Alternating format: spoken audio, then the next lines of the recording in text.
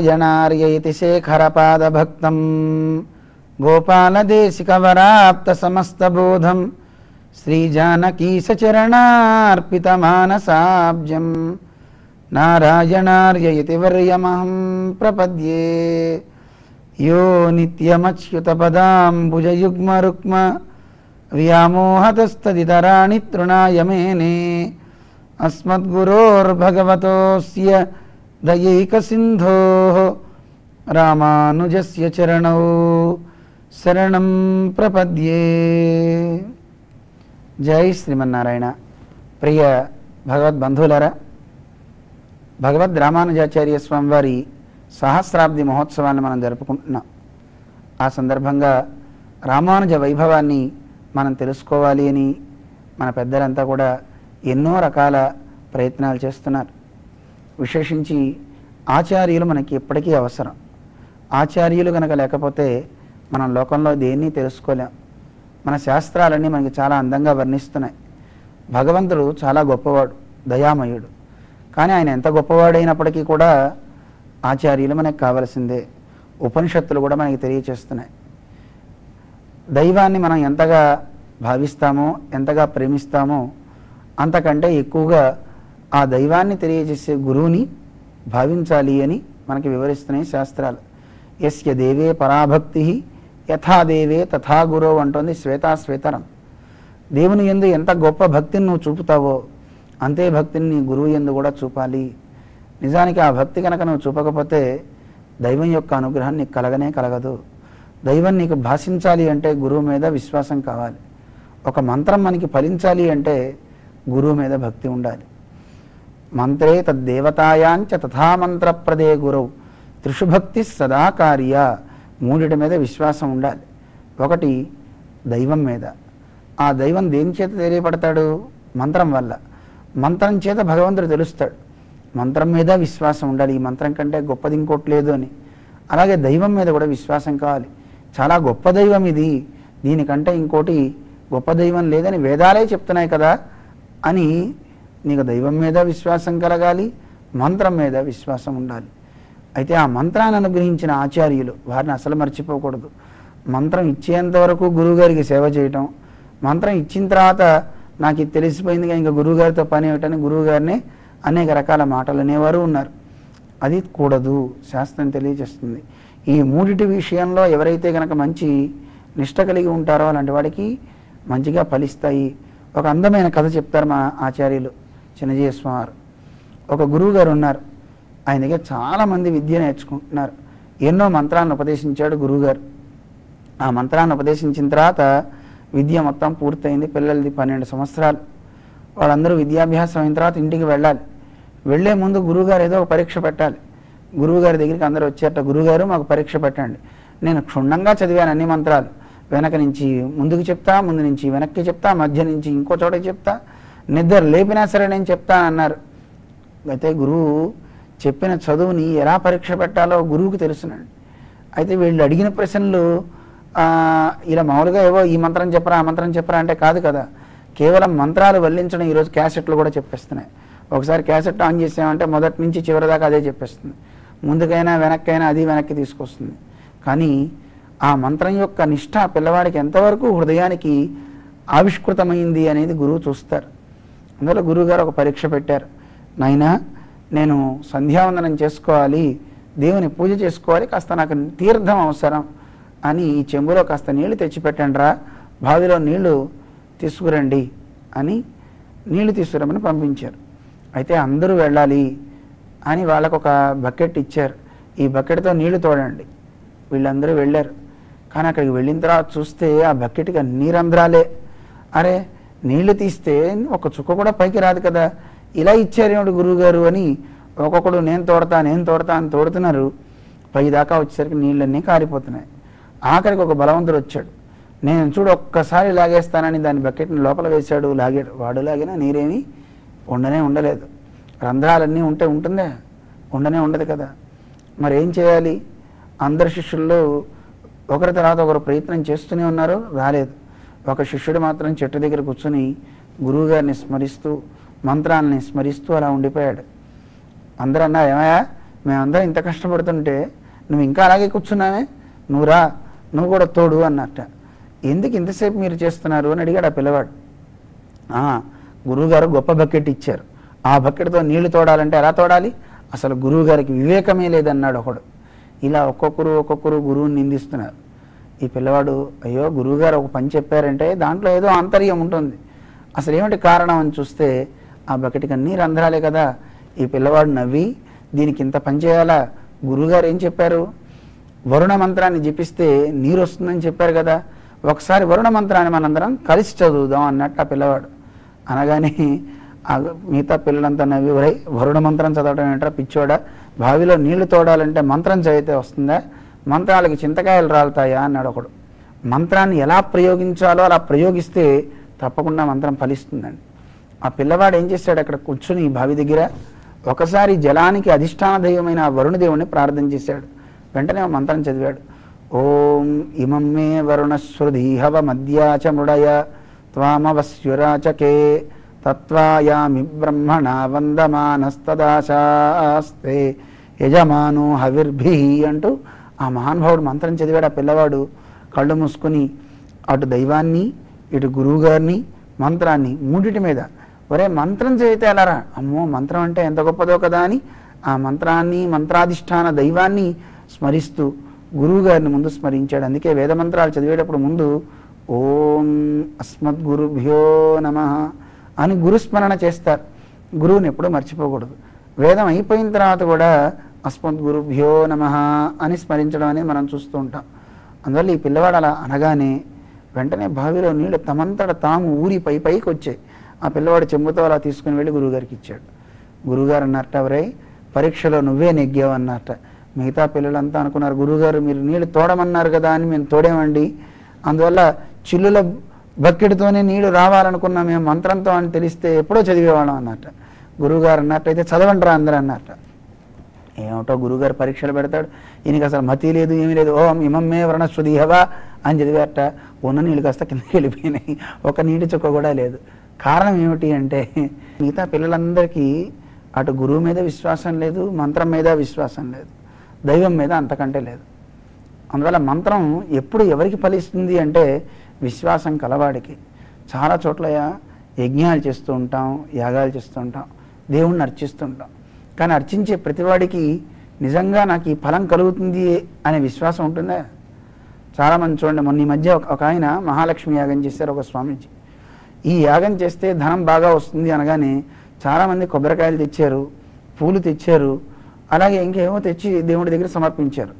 కానీ ఒక్క పాప మాత్రం పెద్ద గోను సంచి తెచ్చుకుంది. ఎందుకమ్మా గోను సంచి తెచ్చామంటే, స్వామీజీ యజ్ఞం చేస్తే డబ్బులు వస్తాయన్నారు కదా, ఒకసారి లక్ష్మీదేవి డబ్బులు ఇస్తే తీసుకెళ్ళడానికి సంచి లేకపోతే ఎలాగా అని అమ్మాయి పెద్ద గోను సంచి తెచ్చింది. అంటే కారణం ఏమిటో తెలుసునండి, ఇక్కడ గుర్తించవలసింది ఆ అమ్మాయికి విశ్వాసం. గురువు చెప్పాడు యజ్ఞం చేస్తే ఇవన్నీ కలుగుతాయి అని. అందువల్ల ఆ అమ్మాయి ఆ రకంగా మనస్సులో భావించుకుని వచ్చింది. నిజంగా మనం అలా వెళ్తామా? నమ్మకం లేకపోతే ఏదీ ఫలించదు. జీవితాలు కూడా అంతే కదండి. ఇద్దరు వ్యక్తుల మధ్య నమ్మకమే నడిపిస్తుంది. ఆ నమ్మకం లేకపోతే జీవనం అనేది ఉండనే ఉండదు. అందువల్ల గురువు పట్ల మంచి విశ్వాసం ఉంటే శాస్త్రంలో ఉన్న విషయాలన్నీ మనిషికి తెలుస్తాయి. అందుకే ఉపనిషత్తులు చెప్తున్నాయి, దైవాన్ని నువ్వు ఎంత గొప్పగా భావిస్తావో ఆ దైవం గురించి చెప్పే ఆచార్యుడిని కూడా నువ్వు అంత గొప్పగా భావించాలి. ఎందుకంటే దైవం అంటే సామాన్యం కాదు కదా, దైవము అంటే ప్రకాశించేది అని అర్థం. అలా ప్రకాశించే ఆ తత్వాన్ని మనకు అందించే మహానుభావుడు సామాన్యుడా. ఏదైనా మన దగ్గర విలువ కలిగిన ఒక ధనాన్నో దేన్నో వస్తువునో ఎవరికన్నా ఇస్తే ఎన్నిసార్లు కృతజ్ఞత చెప్తాం. ఏమండి నాకు 100 రూపాయలు ఇచ్చారా, మీరు నాకు బట్టలు పెట్టారా, నాకు తిండి పెట్టాడు ఈయన మహానుభావుడని మనం కీర్తిస్తామే. ఆ తిండి కానీ బట్ట కానీ 1 గంట 2 గంటలు అయితే తిండి అరిగిపోతుంది, 4 రోజులు అయితే చొక్కా మాసిపోయి చినిగిపోతుంది. ఏవైనా సరే ఉండేవి కావు, కానీ ఎప్పటికీ ఉండే తత్వం భగవంతుడు. అలాంటి గొప్ప తత్వాన్ని మనకు అందించిన గురువుని మర్చిపోవచ్చునా? ఆ గురువుని ఎప్పుడైనా దూషించవచ్చా? నిజంగా ఆశ్చర్యం వేస్తూ ఉంటుంది.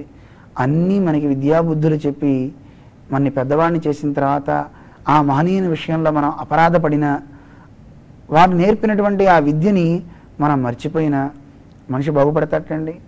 ఏ మనిషి అయినా నిజంగా ఉజ్జీవించాలి, చాలా గొప్పవాడు అవ్వాలి అంటే చేయవలసింది తనకి విద్య నేర్పిన గురువుని ఎప్పుడూ మర్చిపోకూడదు.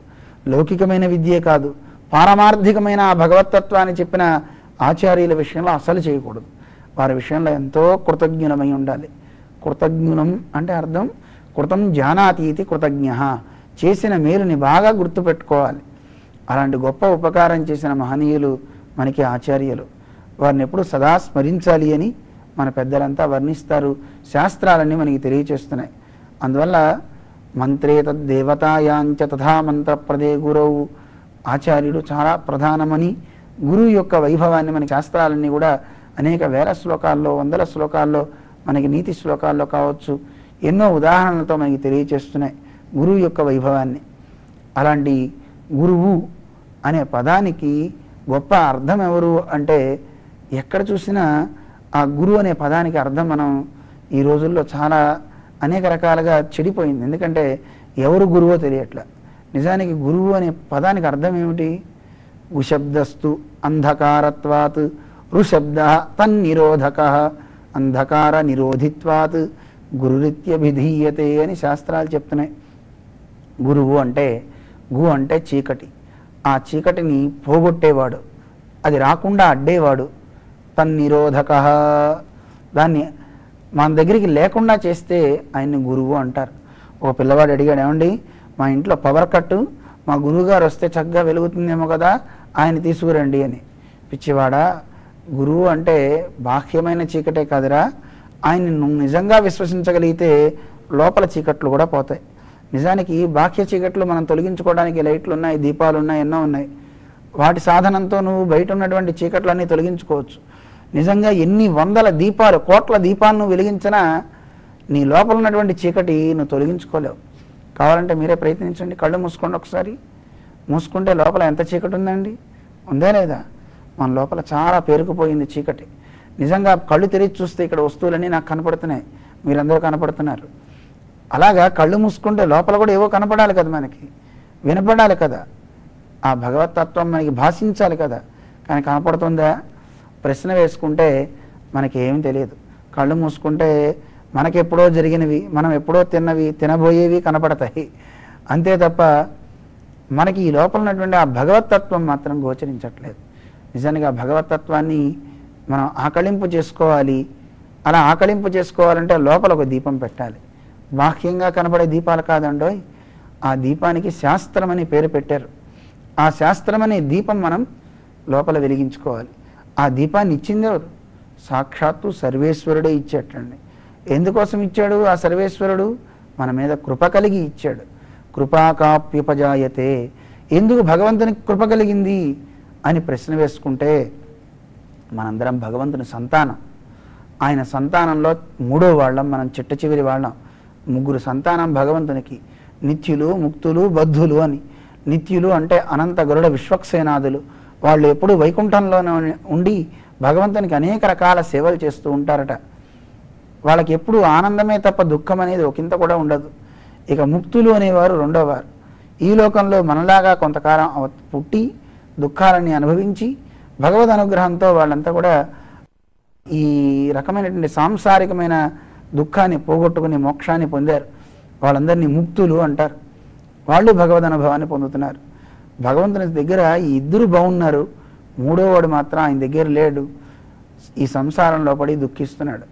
ఎప్పుడైనా ఒక తల్లి తండ్రికి ముగ్గురు సంతానంలో ఇద్దరు దగ్గరుండి మూడోవాడు ఎక్కడో దూరంలో ఓ పూరి గుడిసెలో ఉన్నాడు అనుకోండి, వాడు తినడానికి తిండి లేక, కట్టుకోవడానికి బట్ట లేక నానా రకాల క్షోభ అనుభవిస్తున్నాడు.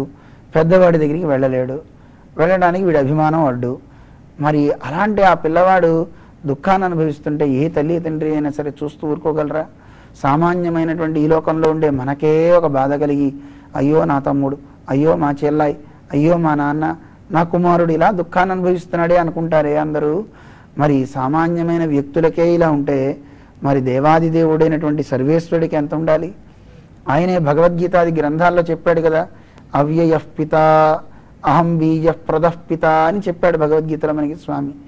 నేనే ఈ లోకానికి మొత్తానికి తండ్రిని, బీజాన్ని అని చెప్పాడు స్వామి. అలాంటి తండ్రి కదా మరి. అందువల్ల ఆయనకి మన మీద ఎంతో ప్రేమ ఉంటుంది. ఆ ప్రేమతో మనందరినీ అనుగ్రహించడానికి భగవంతుడు మనలో ఉన్న చీకట్లు తొలగించడానికి హర్తుం తమః, సదసతీ చ వివేక్తుమీశ.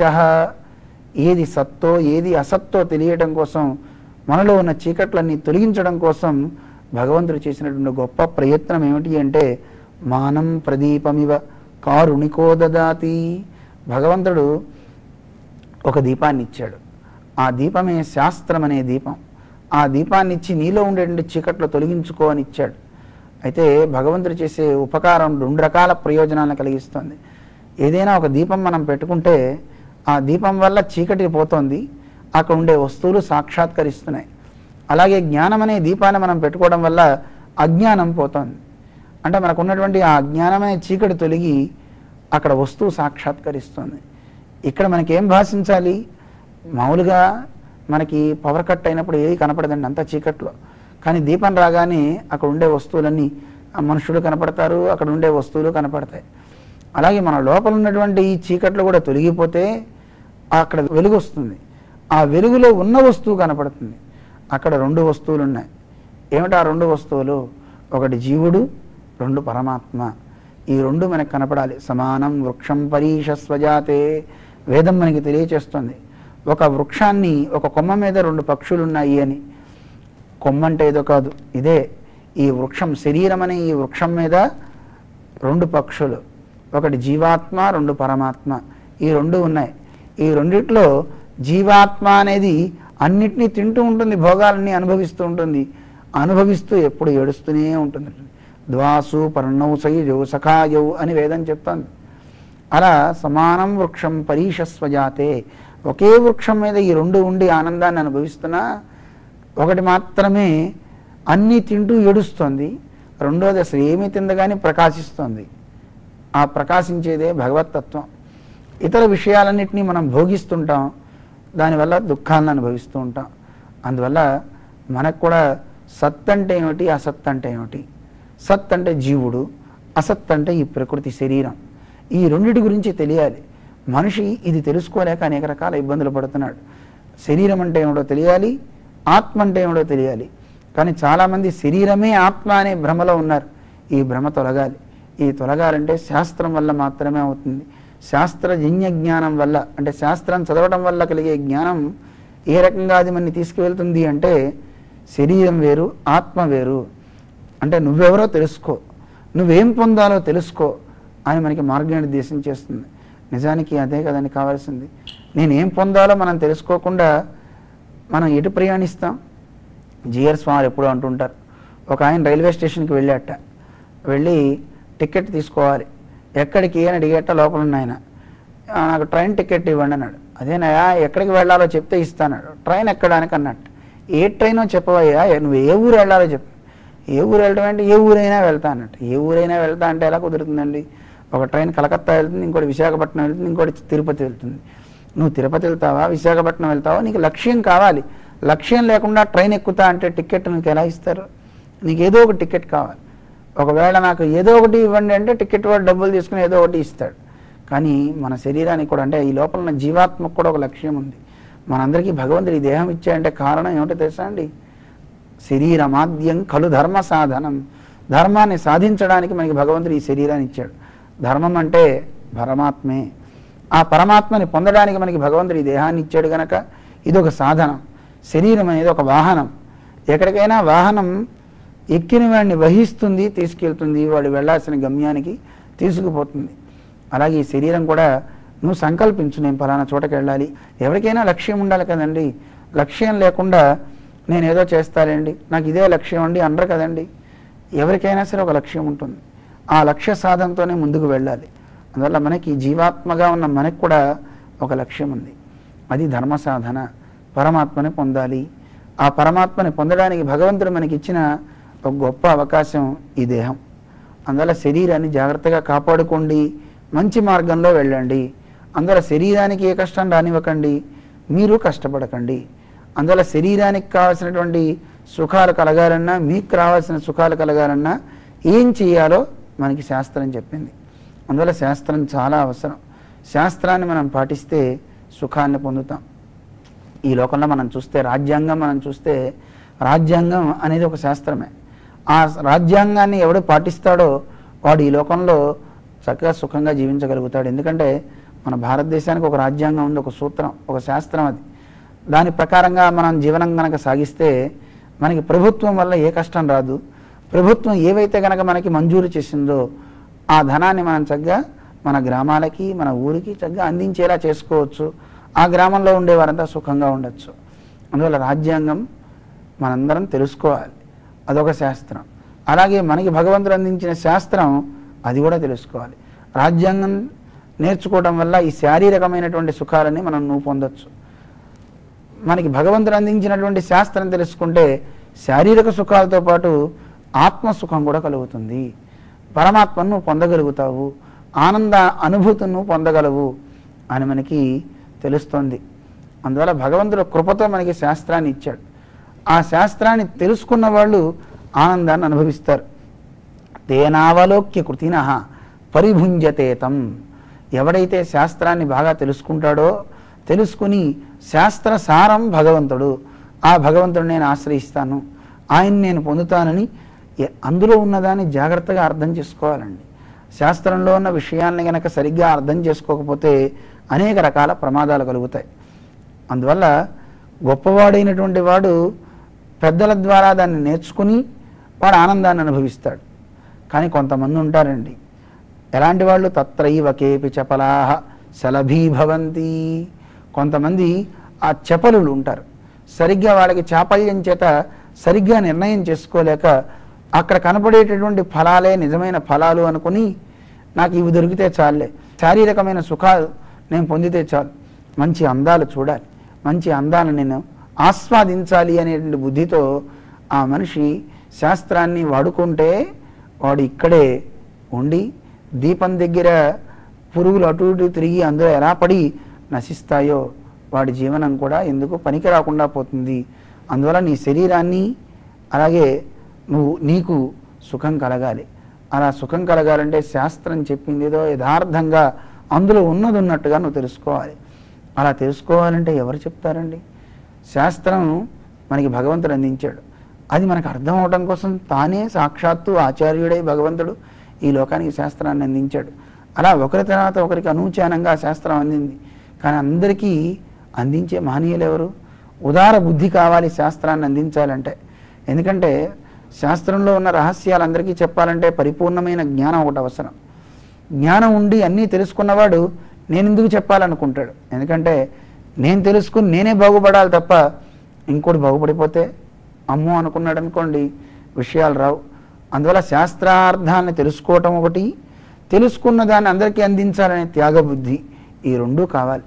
ఈ రెండు ఉన్న మహనీయులే మనకి నిజమైనటువంటి ఆచార్యులు. వారినే ఆచార్యులు అని పిలవాలి, మిగతా వాళ్ళ ఆచార్యులు కారు. ఎందుకంటే జ్ఞానాన్ని బాగా పొంది ఆ పొందిన దాన్ని త్యాగబుద్ధితో అందరికీ అందించి అందరూ సుఖాన్ని అనుభవించాలి, అందరూ ఆనందాన్ని పొందాలి అనుకునేటువంటి వారు నిజమైన గురువు. అలాంటి గొప్ప గురువు ఎవరు అంటే మనం ఇప్పుడు సహస్రాబ్ది చేసుకుంటున్నాం, 1000 ఏళ్ల పండగ. ఆ పండగని మనం జరుపుకునే రామానుజులే అసలైన గురువు, గొప్ప ఆచార్యులు అని మన పెద్దలంతా వర్ణిస్తారు. ఆ మహానుభావుని వైభవాన్ని మనం క్రమంగా తెలుసుకుంటూ ముందుకు సాగుదాం. జై శ్రీమన్నారాయణ.